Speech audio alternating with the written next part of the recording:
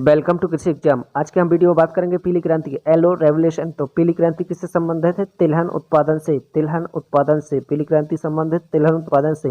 तो दोस्तों वीडियो को अंत तक आवश्यक देखें। लास्ट में पूछूंगा एक आसान सा प्रश्न जिसका आप आंसर कमेंट बॉक्स में लगा सकते हैं। तो स्टार्ट करता हूँ वीडियो। 80 के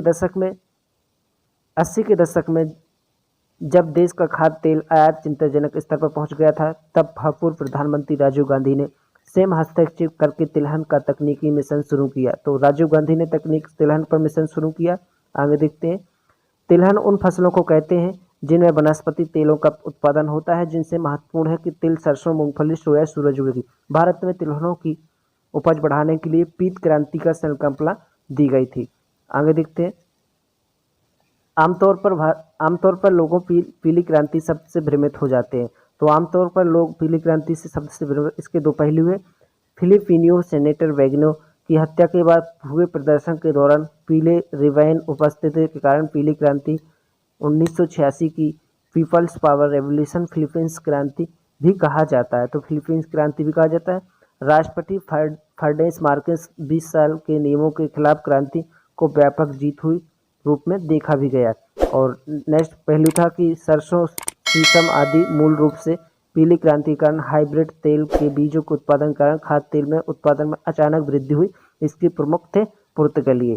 तो एक ये भी पॉइंट हो गया।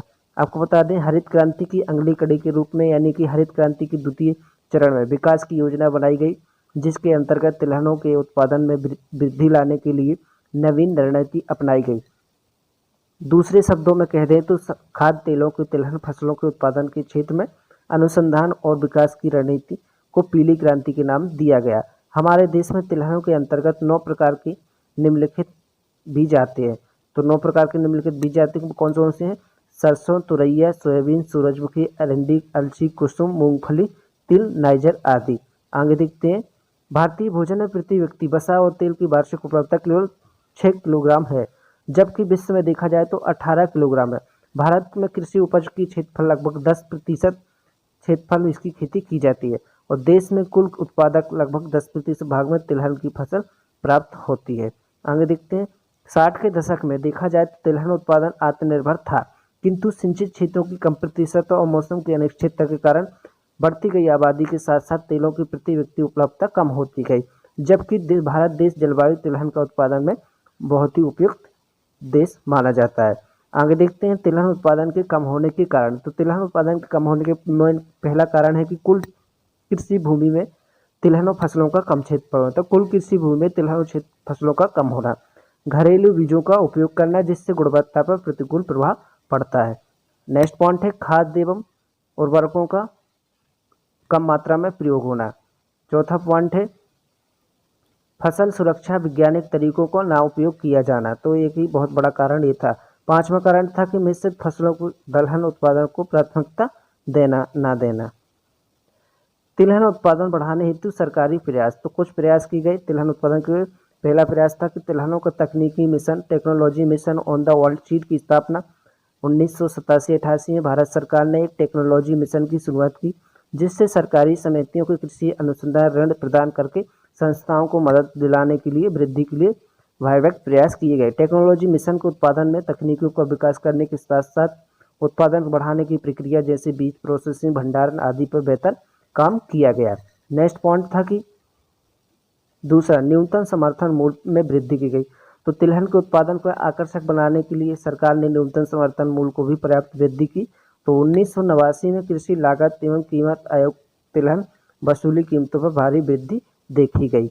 नेक्स्ट पॉइंट है कि उन्नत बीजों का सरकार ने किसानों को उन्नत बीज देने की प्रक्रिया भी उपलब्ध कराकर तिलहन उत्पादन को बढ़ाने का प्रयास किया।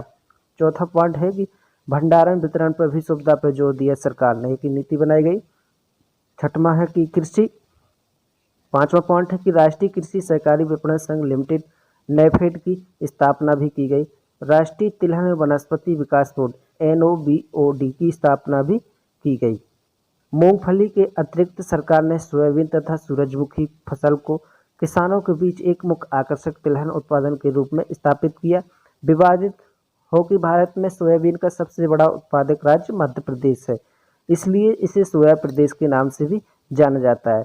जबकि सभी तिलहनों में सम्मिलित उत्पादन भारत में राजस्थान का प्रथम स्थान है। तो राजस्थान का प्रथम स्थान है। और सुनहरा राज्य गोल्डन स्टेज भी कहते हैं, राजस्थान को गोल्डन स्टेज भी कहते हैं और मध्य प्रदेश को सोया स्टेज के नाम से जाना जाता है। इसके अतिरिक्त उत्तर प्रदेश, पंजाब, हरियाणा, बिहार आदि में इसकी खेती सफलतापूर्वक की जा सकती है तिलहनों की। आगे देखते हैं। ये है दोस्तों लास्ट में एक क्वेश्चन। यदि आपने वीडियो को देखा होगा तो इस क्वेश्चन को भी आप कमेंट्स में आसानी से जवाब दे सकते हैं। तो इसमें पूछा गया कि पीली क्रांति किससे संबंधित है। बहुत ही इजी क्वेश्चन है। यदि आपने वीडियो को देखा तो आप इसका आंसर भी दे सकते हैं।